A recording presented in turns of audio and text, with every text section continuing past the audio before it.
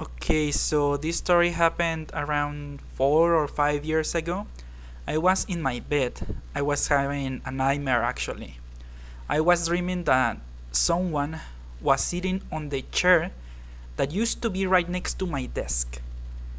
So my desk was around a meter of distance from my bed.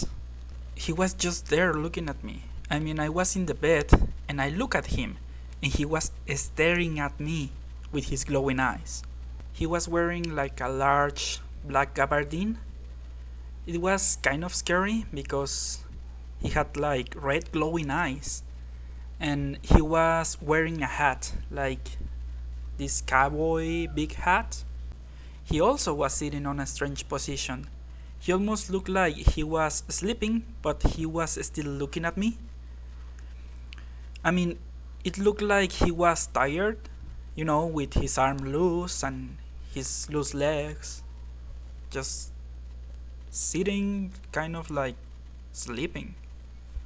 And even though I look at him with his glowing eyes, I couldn't recognize his face. He was his face was kind of black, almost completely covered by darkness. I couldn't see it well. And okay, so I was kind of scared, but not completely scared, because I kind of knew that I was dreaming.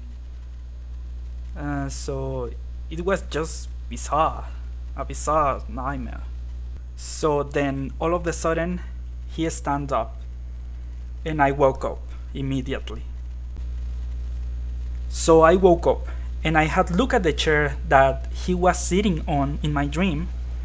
And here's the scary part. So I don't know what happened. I don't know if I hallucinated or something, or if I was still kind of sleepy, I guess. But the chair on which he had sit on all of a sudden decides to move towards me. Let me explain. So here's my desk, and this is my bed, and right here it's the chair. As you can see, it's right in front of the desk, and the chair rotates towards my bed, towards where I was. And just to clarify, this chair is an old chair. It's not one of those typical office chairs that can rotate or that has wheels. I mean, the chair is made out of metal. It's a heavy chair. And it also had made this characteristic sound, when you move heavy furniture on polished floor. I was stunned. I don't believe in ghosts and things like that, but that night I didn't sleep in my room. I decided to go to sleep in the living room. And in the morning, I decided it was time to buy a new chair. Not because of what happened, of course, just because it was an old chair and I wanted a better one, of course.